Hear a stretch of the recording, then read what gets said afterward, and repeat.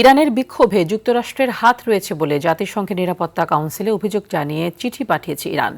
বিক্ষোভকারীদের বিদেশি ষড়যন্ত্রে তাই কঠোর অবস্থানের ঘোষণা দিয়েছেন দেশটির সর্বোচ্চ নেতা আয়াতুল্লাহ আলী খামেনি।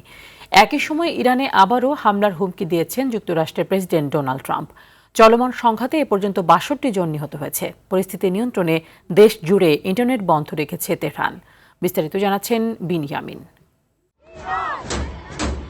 ২ সপ্তাহের টানা বিক্ষোভে উত্তাল পরিস্থিতি বিরাজ করছে ইরানে। দেশটিতে মুদ্রার রেকর্ড দরপতন ও দ্রব্যমূল্যের ঊর্ধ্বগতিকে কেন্দ্র করে সরকার বিরোধী আন্দোলনে রাস্তায় নেমেছে হাজারো মানুষ। পরিস্থিতি নিয়ন্ত্রণে রাখতে দেশজুড়ে ইন্টারনেট সংযোগ বন্ধ করে দিয়েছে কর্তৃপক্ষ।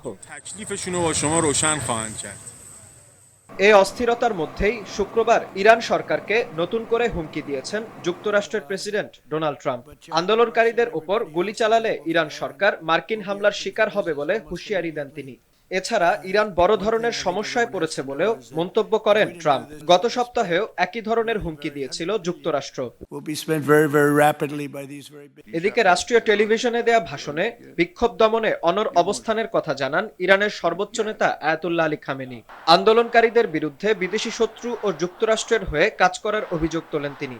এছাড়া ইন্টারনেট বন্ধের বিষয়ে দেশটির তথ্য ও যোগাযোগ প্রযুক্তি মন্ত্রণালয় জানিয়েছে, দেশের বর্তমান পরিস্থিতি বিবেচনায় যোগ্য সিদ্ধান্তই নিয়েছে কর্তৃপক্ষ। চলমান বিক্ষোভে ইরানে প্রাণহানি ভয়াবহ আকার নিয়েছে। দেশটির মানবাধিকার সংগঠন HRAN এর বরাতে সংবাদ মাধ্যম আল জাজিরা জানিয়েছে, এ পর্যন্ত অর্ধশতাধিক আন্দোলনকারী ও নিরাপত্তা বাহিনীর সদস্য নিহত হয়েছে। বিক্ষোভে নিন্দা জানিয়ে যৌথ বিবৃতি দিয়েছে ফ্রান্স, ব্রিটেন ও জার্মানির নেতারা। ইরান সরকারকে সহিংসতা থেকে বিরত থাকার আহ্বান জানিয়েছেন তারা। পরিস্থিতি নিয়ে গভীর উদ্বেগ প্রকাশ করেছে জাতিসংঘ। বিনিয়ামিন, RTV।